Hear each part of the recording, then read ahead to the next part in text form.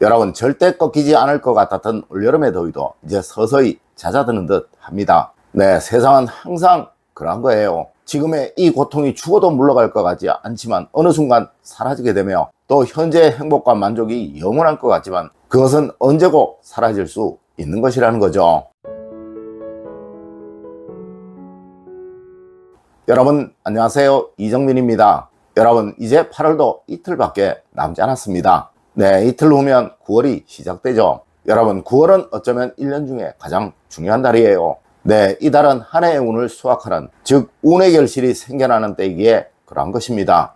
여러분, 9월에는 무슨 일이 있어도 이것만은 꼭 하십시오. 그리고 이것은 절대 남을 주지 마십시오. 이것은 향후 여러분의 삶에 정말 막대한 영향을 주게 될 거예요. 첫 번째로, 여러분, 올 9월은 추석이 있는 달입니다. 여러분, 추석은 우리 민족의 최대 명절입니다. 원래 이때는 한 해의 수확을 가지고 조상님께 감사를 드리는 달이었어요. 하지만 지금은 이것이 많이 퇴색된 듯 합니다. 네, 그래도 부모님의 은혜, 할아버지, 할머니의 은혜 절대 잊지 않는 한 달이 되십시오. 여러분, 우리 동양에서는 최고의 구천운을 조상복이라고 하며, 이 복을 천복, 즉 하늘로부터 내려지는 복이라고 말을 합니다. 맞습니다. 조상복은 정성과 존중을 다하는 마음으로부터 내려지게 되는 거예요. 혹 그동안 너무 바빠 부모님께 연락을 자주 못 드렸었다면, 그리고 또 부모님의 은혜를 잊고 사셨었다면, 이달만큼은 꼭 부모님께 감사합니다, 그리고 사랑합니다 라는 마음을 전달해 주시도록 하세요. 여러분, 천복은 어느 순간 갑자기 내려지는 복이고, 또 정말 크고 거대한 복입니다. 네, 이것은 정말 여러분의 삶을 한순간에 확 바꾸어 버릴 만큼 크고 거대한 복이라는 거예요. 분명 부모님의 은혜를 잊지 않는 여러분은 이 조상복을 얻게 될 것입니다. 네, 제가 정말 많은 부자분들을 보았는데요, 이분들 중 어느 한 분 부모님께 함부로 하는 사람은 없었고, 또 돌아가신 부모님이라도 정말 지극정성으로 모시지 않는 분이 없었습니다. 두 번째로, 여러분, 9월에는 무조건 이곳은 꼭 다녀오세요. 여러분, 추석 전에 정말 많은 분들이 벌초를 가시거나 또 성묘를 다녀오실 것입니다. 네, 한 번은 꼭 다녀오셔야 해요. 여러분, 우리 풍수학에서 명당에 묘를 써야 한다고 말을 하였던 것은, 돌아가신 부모님을 편하게 모셔야 그 후손이 복을 얻고 부귀를 얻는다는 주고받음의 원리에 의해서 그러했던 것입니다. 네, 굳이 명당에 묘를 쓰지 않아도 자손이 자주 찾아뵙는 부모님은 마음이 편하실 수밖에 없으며, 그 편함이 무조건 그 후손들에게 복과 운으로 전해질 수밖에 없다는 것입니다.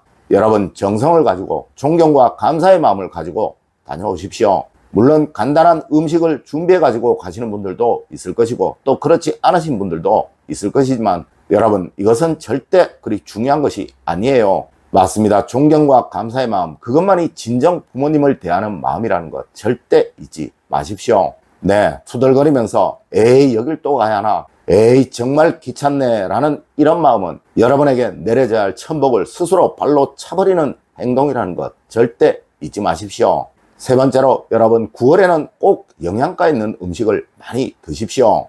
여러분, 삼복더위는 무쇠도 녹인다는 말이 있습니다. 네, 여러분의 체력은 여름을 넘기면서 극도로 약해져 있다는 것이죠. 특히 여러분, 올해는 유난히 더웠습니다. 아마 밤에 잠을 설치셨던 분들 정말 많으실 거예요. 여러분, 이것이 모두 누적이 되어 드러나는 시기가 바로 지금이에요. 하여 어떤 시기든 보양식은 반드시 드셔야 하는 것이고, 또한 이 9월만큼은 가능한 좋은 음식을 많이 드셔야 하는 것입니다. 여러분, 우리 사주학에서는 일간이 약하면, 즉 스스로의 기운이 약하면 절대 건강하지 못한다고 말을 하고 있으며, 그리고 또 죄다 신약이라는 말도 사용합니다. 네, 이 말은 스스로의 기운이 약하면 정말 금전적인 큰 어려움을 겪게 된다는 의미의 말이기도 한 거예요. 맞습니다. 이번 한 달 늘 건강에 신경 쓰시는 여러분, 그래서 향후 주어지는 모든 복과 운을 다 얻으시는 여러분이 되십시오. 네 번째로, 여러분, 무조건입니다. 이것은 집에 꼭 하나는 두세요. 여러분, 우리 제철 음식이라는 말을 하죠. 네, 9월은 가을이 시작되는 시기이고, 또한 이 시기는 무엇보다 꽃을 많이 보는 것이 자연의 원리이고, 그리고 이것이 바로 운의 시발점이 되는 거예요. 하지만 요즘은 정말 가을이 되어도 꽃을 보기가 쉽지 않을 것입니다. 여러분, 9월에는 가능한 집안에 작은 꽃이라도 하나 가져다 두세요. 네, 이것은 분명 여러분의 생기를 크게 살려줄 것입니다. 여러분, 제가 주방 창가에 작은 미니 식물 하나 두시라고 말씀을 드렸었죠. 네, 이거 하나만큼은 꼭 가져다 두십시오. 다섯 번째로 여러분 9월에는 절대 이것을 남을 주면 안 되는 거예요.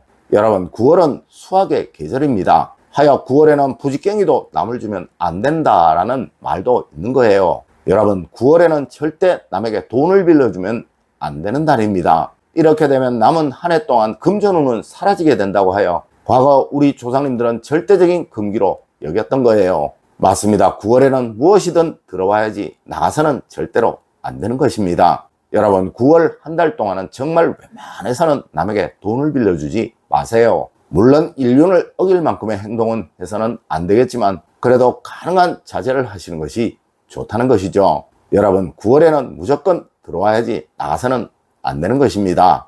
여섯 번째로 여러분 9월에는 모든 보는 것이 운이 된다고 하였습니다.